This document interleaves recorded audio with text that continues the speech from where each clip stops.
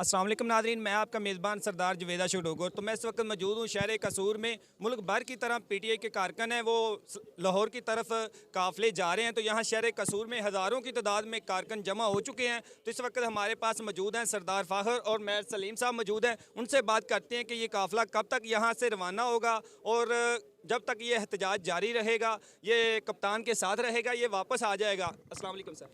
बिस्मिल्लाहिर्रहमानिर्रहीम। सरदार साहब, सबसे पहले मेहरबानी आप यहाँ तशरीफ़ लाए।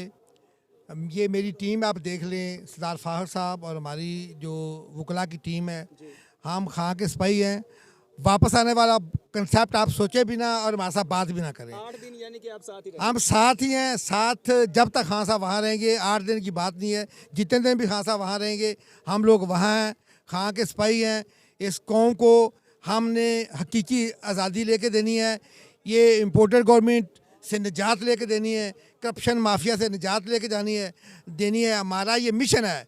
हमने इस मुल्क को साफ़ सुथरा करना है, अपने लिए, अपनी औलादों के लिए, अपनी कौम के लिए। और इसके लिए हमें जो भी कुर्बानी देनी पड़े, हम सारे वकला अब निकल पड़े हैं। और जब वकला निकलते हैं तो उनका रास्ता कोई नहीं रोक सकता। और हम इंशाल्लाह हकीकी आज़ादी तक जंग लड़ेंगे। हमें तारक बिन ज़ियाद की तरह हमने कश्तियाँ जला दी हैं। हम या जीतेंगे या मर जाएंगे, वापसी का कोई रास्ता नहीं है। जब तक आपके मुतालबात पूरे नहीं होते आप वहाँ ही रहेंगे। मैंने कह दिया है कि हमने अपनी कश्तियाँ जला दी हैं, हम जा रहे हैं, हम वहाँ ही हैं। जब तक हमारे तमाम के तमाम मामलात, जिसमें corruption free Pakistan, imported government का खात्मा, नए इलेक्शन कमीशन का रिज़ाइन, सब चीज़ें हम वकला चल पड़े हैं, हम लेके वापस आएंगे। ये हमारा हक है और हम वकला को अपना हक लेना आता है। जी, ये थे मैर सलीम साहब। इन्होंने कहा कि हम इंशाल्लाह अब चल पड़े हैं तो अपना हक लिए बगैर वापस नहीं आएंगे। तो सरदार साहब से बात करते हैं। जी सरदार फ़ाखर साहब, आप इस हवाले से सुनने वालों को क्या मैसेज देना चाहेंगे? देखें जी, पाकिस्तान में जो सबसे अहम मरहला है ये 75 साल के बाद अब आया है। एक जब पाकिस्तान आज़ाद हुआ था 1947 में, और दूसरा मैं समझता हूँ इस वक्त वो टाइम है कि कौम पूरी तरह तैयार है और कौम ये चाहती है कि वो अपने मुल्क को जिस मकसद के लिए हमने पाकिस्तान को आज़ाद कराया था वो मकसद हासिल करें। बदकिस्मती से ये जो 75 साल गुजरे हैं उसमें वो मकसद हल नहीं हो सका। यहाँ पे हमने ला इलाहा इल्लल्लाह मुहम्मदुर रसूलुल्लाह के नाम पे अपना मुल्क आज़ाद कराया था।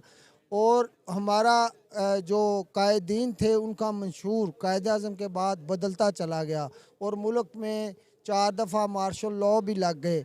और जो सियासतदान भी आए वो जर्नल्स के ज़ोर पर आते रहे और वो अपना काम करके वापस जाते रहे। मुल्क को किसी ने फ़ायदा नहीं दिया।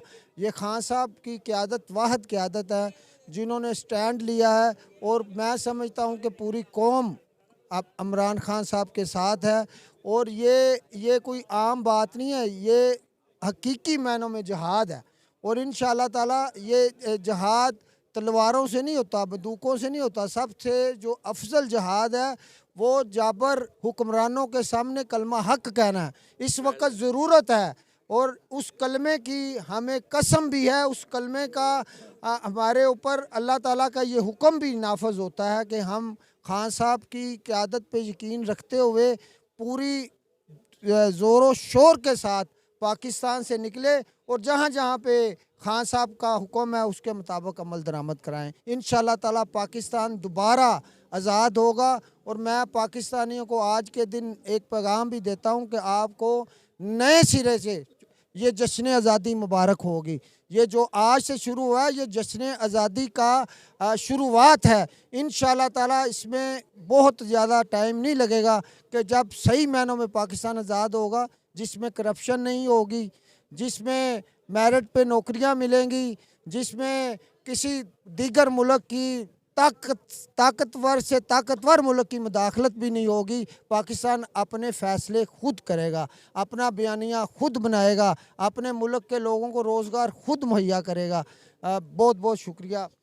जी, अगर आप देख सकते हैं हज़ारों की तादाद में यहाँ पीटीआई के कारकुन मौजूद हैं, वो बहुत ज़्यादा ही पुरजोश हैं। उनका कहना है कि जब तक हमें हकीकी आज़ादी नहीं मिलेगी हम अपने कप्तान के साथ कंधे से कंधा मिलाकर खड़े रहेंगे। तो हज़ारों की तादाद में जो कारकुन यहाँ पे मौजूद हैं, चंद लम्हों के बाद ये लाहौर की तरफ मार्च रवाना हो जाएगा। तो मज़ीद हम आपको लम्हा ब लम्हा आगाह करते रहेंगे। इसी के साथ अपने मेज़बान सरदार जवेदा शोडोगर को दीजिए इजाज़त। अल्लाह निगहबान।